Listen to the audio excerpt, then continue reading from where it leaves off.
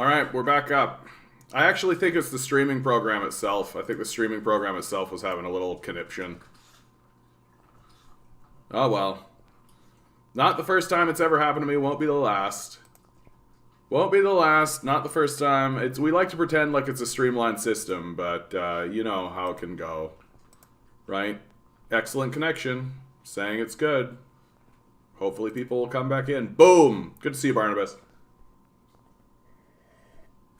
By the way, Barnabas, I'm really loving talking to you in the Discord about your story. Like the idea of the gods dancing and the dance being the creative force. But I think that's going to give you a lot of interesting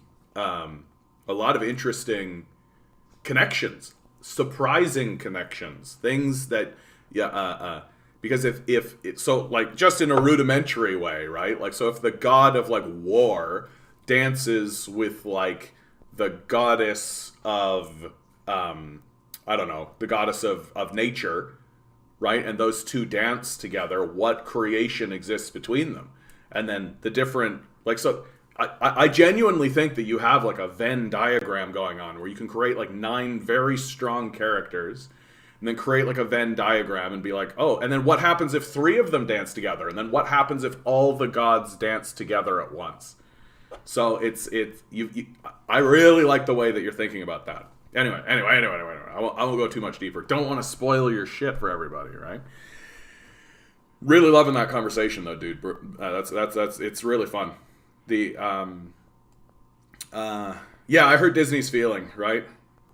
Gotta talk about what the gods represent and all that jazz. Yeah, and everybody has like, so Neil Gaiman had a real interesting perspective in his masterpiece, The Sandman, which they're finally doing a live action version of The Sandman, which I'm like very excited by, because Gaiman has this like long history. Back in the 90s, someone showed him gave him a script for a movie version of Sandman, and he hated it so much that he banned people from giving him scripts for The Sandman for 10 years. Like, straight up. He was just like, if this is what you're going to give me, I am going to like bail on it. Well, the Punisher has never really been presented as a hero, though. I think that's a big thing. Like, the Punisher has always been presented as just like a vigilante. The thing that's interesting about American heroes, right, and American comic book stories, is that they really are all wrapped up in vigilantism, right? Are we still streaming? Last words. That's funny, Mark. Are we still streaming? Yeah, I hurt Disney's feelings, and so Disney wants to go after me, right? I'm accurately critiquing them for being like kind of culturally dead, and we keep paying for it. Like, that's the blisteringly annoying thing about it.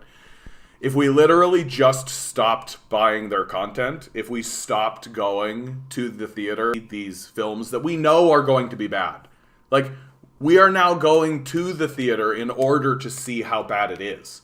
And we are going in order to like mock it in a way. And Disney kind of knows it now. And so it's like turned into this like feedback loop of garbage, right? Like it and like what they did to the Star Wars franchise is in my view unforgivable.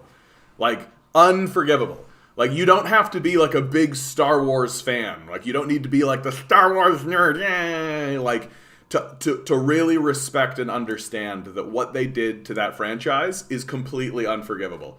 Like, bail on all of their content, because they are going to do that to everything, right? They are going to take a well-loved franchise or a well-loved IP or a well-loved whatever, and they are going to distort it and bastardize it completely. Like, what they did to Luke Skywalker, what they did to Mark Hamill, was in my view like completely disrespectful. Like, completely disrespectful. They took the hero of the last generation, Luke Skywalker, who is one of the great American heroes, right? Luke Skywalker is right up there, right? He's like Indiana Jones, right? Is another big one. Superman, right? Like, there's a reason why these guys are struggling to tell a good Superman story, right?